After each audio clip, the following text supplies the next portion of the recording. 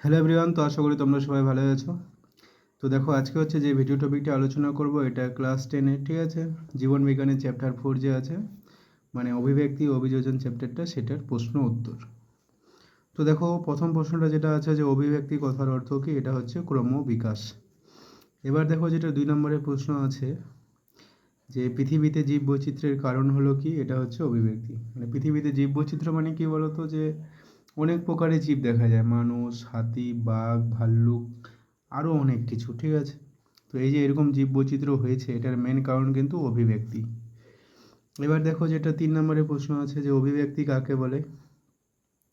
তো এটার অ্যান্সারটা হয়ে যাচ্ছে যে মন্থর ও গতিশীল ধারাবাহিক প্রক্রিয়ায় কোনো সরলতম আদিম পূর্বপুরুষ থেকে জটিল জীবের উদ্ভব হয়, তাকে অভিব্যক্তি বা জীব বিবর্তন বলে।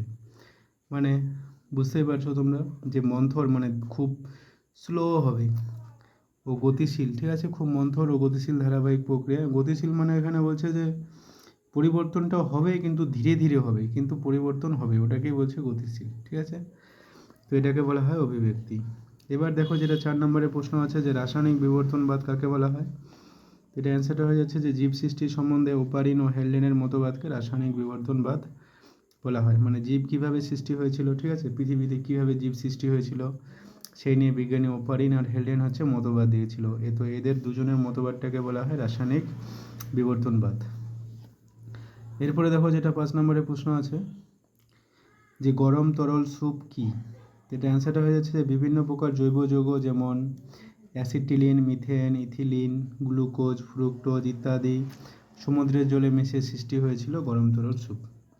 আশা করি বুঝতে পেরেছো যে বিভিন্ন প্রকার জৈব যৌগ, যেরকম অ্যাসিটিলিন, মিথেন আছে, ইথিলিন আছে, গ্লুকোজ আছে, ফ্রুক্টোজ আছে, এগুলো যখন সমুদ্রের জলে মিশে গেছিলো আর কি, সমুদ্রের গরম জল পৃথিবীর আদিম সৃষ্টির পর্যায়ে এগুলো বলছে। তো এইভাবে সৃষ্টি হয়েছিল হচ্ছে গরম তরল স্যুপ। এরপরে দেখো, যেটা 6 নম্বরের প্রশ্ন যে নগ্নজিন কি। এটা অ্যান্সারটা হয়ে যাচ্ছে বিজ্ঞানীরা মনে করেন প্রথমে আরএনএ প্রকৃতির অ্যাসিড সৃষ্টি হয়েছিল, এগুলি ছিল প্রোটিনবিহীন। মানে প্রথমে যে আরএনএ যে নিউক্লিক অ্যাসিডগুলো সৃষ্টি হয়, এগুলো ছিল আরএনএ প্রকৃতির, আর এগুলো ছিল প্রোটিনবিহীন। নিউক্লিয় পর্দা দ্বারা আবৃত না থাকার জন্য এদেরকে নগ্নজিন বলা হয়। 7 নম্বরের প্রশ্নটা দেখো, যেটা ইম্পর্টেন্ট আছে অবশ্যই, কোয়াসার্ভেট কি। তো এটা অ্যান্সারটা হয়ে যাচ্ছে প্রোটিনগুলি গরম তরল স্যুপ থেকে আলাদা হয়ে একসঙ্গে জড়ো হয়ে যে কোলয়েড জাতীয় পদার্থ গঠন করেছিল, তাকে হচ্ছে কোয়াসার্ভেট বলা হয়। মানে প্রোটিনগুলো যে ছিল, ঠিক আছে, প্রোটিনগুলো হচ্ছে গরম তরল স্যুপ থেকে আলাদা হয়ে গেলো, এই যে গরম তরল স্যুপ সৃষ্টি হলো উপরে এটা, হ্যাঁ, এগুলো থেকে আর কি প্রোটিনগুলো আলাদা হয়ে গেল। তো ওরা জন্ম হয়ে আর কি কোলয়েড জাতীয় পদার্থ গঠন করেছিল, কোলয়েড। তো তাকে হচ্ছে বলা হয় কোয়াসার্ভেট। এবার 8 নম্বর প্রশ্নটা কি, দেখো যে কোয়াসার্ভেট মতবাদের প্রবক্তাকে। এই প্রশ্নটা কিন্তু ইম্পর্টেন্ট। কোয়াসার্ভেট স্টার দেওয়া আছে, দেখো এটার অ্যান্সারটা হয়ে যাচ্ছে বিজ্ঞানী ওপারিন। তারপর এটা দেখো যে মাইক্রোস্ফিয়ারের প্রবক্তাকে, এটা হয়ে আছে বিজ্ঞানী ফক্স। 10 নম্বর প্রশ্নটা দেখো কি আছে, এটা আছে যে প্রথম কোষ সৃষ্টি হয়েছিল কোথায়।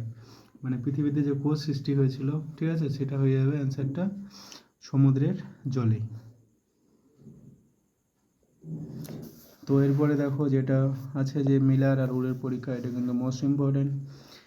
তো 11 নম্বরের প্রশ্ন, মিলার ও উরের পরীক্ষায় কোন কোন রাসায়নিক পদার্থ ব্যবহার করা হয়েছিল। বিজ্ঞানী মিলার আর উরের পরীক্ষা করেছিল যে কীভাবে পৃথিবীতে জীব সৃষ্টি হয়েছিল। মানে পৃথিবীর যে পদার্থগুলো ছিল আগে তো অজৈব পদার্থ ছিল, তো অজৈব পদার্থ থেকে কীভাবে আর কি জৈব পদার্থ সৃষ্টি হলো, সেটা নিয়ে বিজ্ঞানী মিলার আর উরে পরীক্ষা করেছিল, এই জন্য এটা ইম্পর্টেন্ট।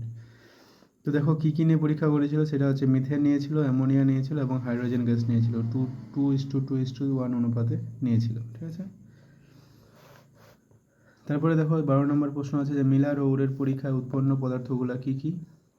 তো মিলার আর উরের পরীক্ষায় উৎপন্ন পদার্থগুলো হয়েছিল ল্যাকটিক অ্যাসিড, তারপরে হচ্ছে formic acid, acetic acid, urea, glycine, alanine. যদিও এগুলো হচ্ছে জৈব পদার্থ, ঠিক আছে। এখানে প্রশ্নটার মধ্যে যদি কারেকশন করতে চাও, এরকম হবে আর কি, মিলার ও উরের পরীক্ষায় উৎপন্ন জৈব পদার্থগুলি কী কী, সেম অ্যান্সার। এরপরে দেখা যায় যে আছে যেটা আর কি অভিব্যক্তির মুখ্য ঘটনাবলী। 13 নম্বরের প্রশ্ন, পৃথিবীতে প্রথম সৃষ্টি হয়েছিল আদিজীব ড্যাশ। তো এটা হয়ে যাবে আদিজীবটার নাম হচ্ছে ব্যাকটেরিয়া। তবে 14 নম্বরের প্রশ্ন, পৃথিবীতে বহুকোষী জীব প্রথম যেটা সৃষ্টি হয়েছিল সেটা হচ্ছে ভলভক্স নামক শৈবাল। 15 নম্বর প্রশ্ন, যে মানুষের কোন জীবের সবশেষে কোন জীবের উৎপত্তি হয়েছে, মানে পৃথিবীতে যে আছে সব শেষে মানে লাস্ট কোন জীবটা এসেছে নতুন প্রজাতি হিসেবে, সেটা হচ্ছে মানুষ। 16 নম্বরের প্রশ্নটা দেখো, সেটা হচ্ছে যে অভিব্যক্তির মুখ্য ঘটনাবলীর গুরুত্ব। এই যে আমরা অভিব্যক্তি পড়ছি, এগুলো কীভাবে আর কি গুরুত্বপূর্ণ আছে বা কী গুরুত্ব আছে।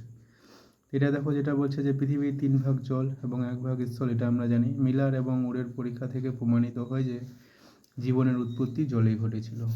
মুখ্য অভিব্যক্তির মুখ্য ঘটনাবলী থেকে আমরা জানতে পারি যে জীবন প্রথম সৃষ্টি হয়েছিল, জীব যখন সৃষ্টি হয় প্রথম, সেটা আর কি সমুদ্রের জলেই, ঠিক আছে, কোনো ডাঙ্গা জায়গায় জীব সৃষ্টি হয়নি।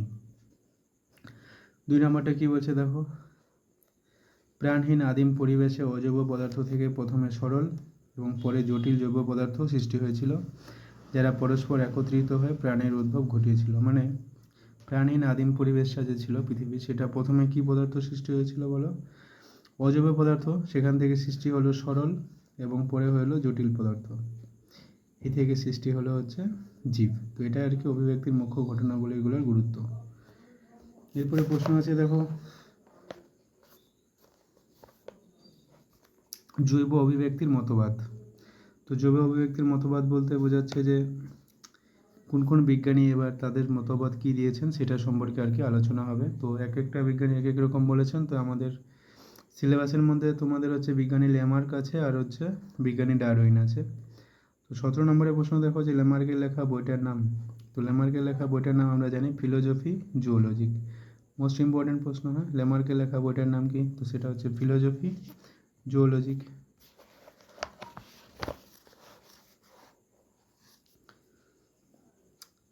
এবার দেখো যেটা 18 নম্বরের প্রশ্ন, যে ল্যামার্কের মতবাদকে কি বলে। তো এটা ল্যামার্কের যে মতবাদ সেটা হচ্ছে ল্যামার্কবাদ নামে পরিচিত।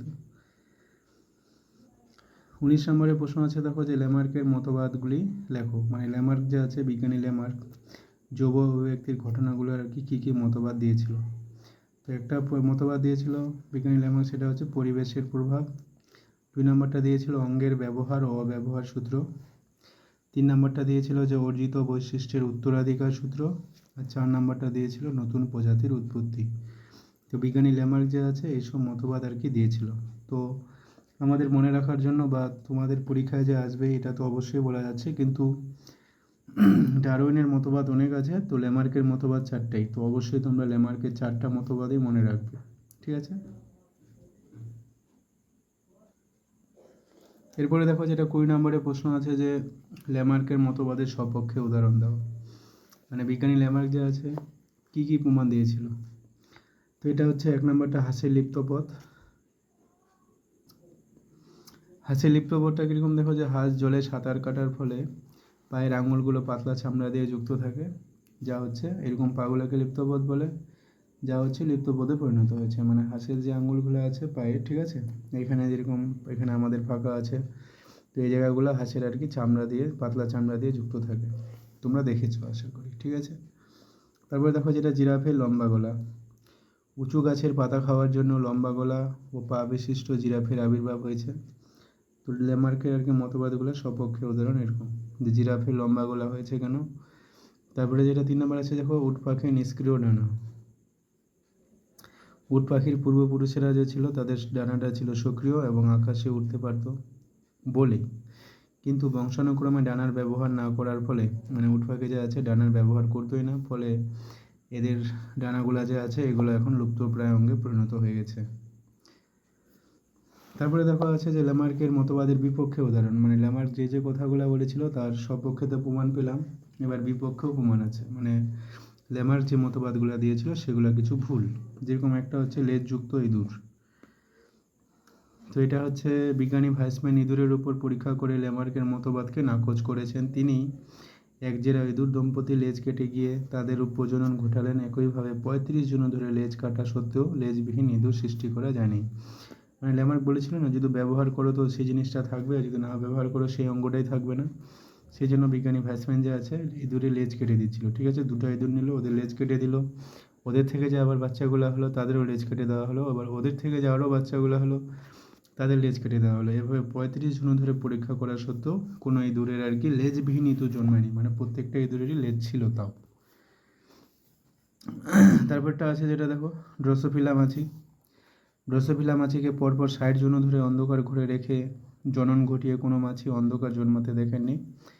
মানে তো মাছি যেহেতু যে অন্ধকারে দিনের বেলায় থাকে, তো মাছিকে যদি অন্ধকারে রাখা যায় তাহলে সেই হিসাবে মাছি দিনের আলো তো দেখতে পাবে না বা অন্ধ হয়ে যাবে। কিন্তু 60 জন ধরে পরীক্ষা নিরীক্ষা করার পরও এই মাছিটার উপর আর কি কোনো মাছি হচ্ছে অন্ধকারভাবে মানে মাছি অন্ধ হয়ে জন্মায়নি। এই জন্য হচ্ছে এই কী বলছে, এই তো পরীক্ষা থেকে ল্যামার্কের তথ্যকে অস্বীকার করে। তো আজকে এই পর্যন্তই, পরের দিন দেখা হচ্ছে, ঠিক আছে।